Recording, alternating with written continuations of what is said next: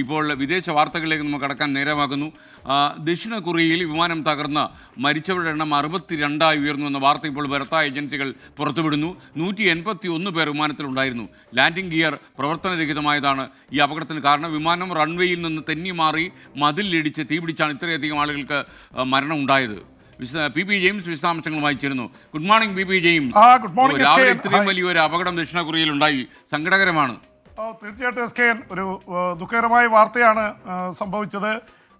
പറഞ്ഞ പോലെ തന്നെ തായ്ലൻഡിലെ ബാങ്കോക്കിൽ നിന്ന് പറന്ന ജെജു എയർലൈൻസ്, അതാണ് അവിടെ പിടിച്ച് റൺവേയിൽ, ദക്ഷിണ കൊറിയയിലെ റൺവേയിലൂടെ മൂവ് ചെയ്യുമ്പോഴാണ്, മുന്നോട്ട് പോകുമ്പോഴാണ് പെട്ടെന്ന് തെന്നി മാറി അതിൻ്റെ ബെല്ലി ഭാഗം, അതിൻ്റെ അടിഭാഗം സ്ലൈഡ് ചെയ്തിട്ട് ആണ് ഈ അപകടം.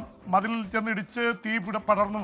സ്വാഭാവികമായിട്ട് ഇങ്ങനെ ഒരു തീ പടർന്നു കഴിഞ്ഞാൽ ആൾക്കാർ രക്ഷപ്പെടാനുള്ള സാധ്യത വളരെ കുറവാണ്. 181 ആൾക്കാരുണ്ടായിരുന്നു, യാത്രക്കാരുണ്ടായിരുന്നു ആ വിമാനത്തിൽ. അതിൽ 62 പേർ ഇപ്പോൾ മരണമടഞ്ഞു എന്ന വാർത്തയാണ് വരുന്നത്. ആദ്യം വന്ന റിപ്പോർട്ടുകളിൽ 28 പേർ മരണമടഞ്ഞു എന്നാണ് പറഞ്ഞിരുന്നത്. പക്ഷേ ഇപ്പോൾ മരണസംഖ്യ കൂടിയിരിക്കുന്നു. ഒരു പക്ഷേ ഇനിയും കൂടാൻ സാധ്യതയുണ്ട്.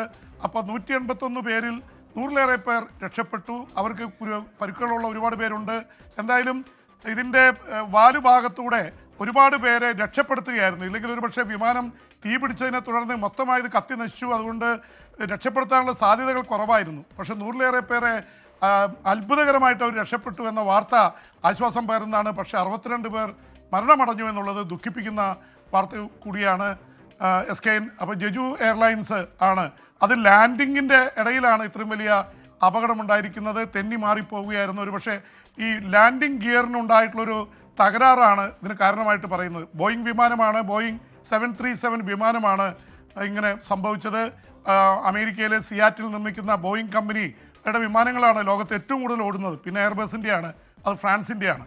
അപ്പം ഈ ബോയിങ് വിമാനം 737 ആണ് 800 വിഭാഗത്തിൽപ്പെട്ടത്. ഇതിനാണ് അപകടമുണ്ടായിട്ടുള്ളത്. എന്തായാലും ഇത് സംബന്ധിച്ചുള്ള അന്വേഷണം ആരംഭിച്ചിട്ടുണ്ട്.